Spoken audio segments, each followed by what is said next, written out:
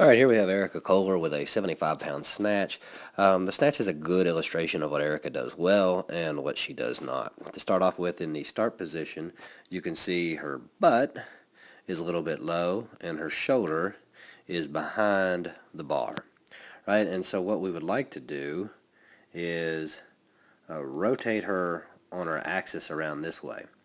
And you can see on the takeoff, she actually does a pretty good job of rotating into the proper start position. She just doesn't set up that way.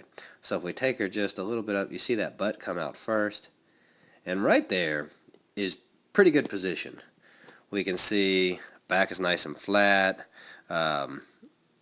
shoulders are in front of the bar, she's covered the bar pretty well, and from here she gets to her hips pretty daggone well.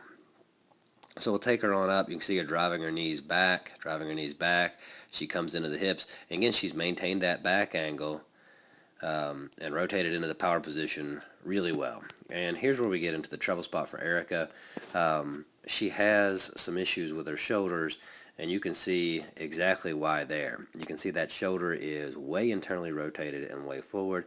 You can also see that she's bent her arms way early. If we were to be on the other side, we'd see the same exact thing. So ideally what we would want to see is that shoulder blade pulled back into the socket, the arms extended, and her ready to explode up.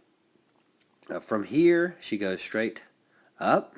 Really good extension, but for the early arm bend, rotates under quickly, lands flat-footed, and she snatches that thing really high. She rides it down. She's a little bit on her toes. I'd like to see her a little bit more balanced. I'd like to see those knees driving out a little bit, but overall it's a really good snatch. She's internally rotated on the shoulder, and she's got an early arm bend, but outside of that, it was excellent.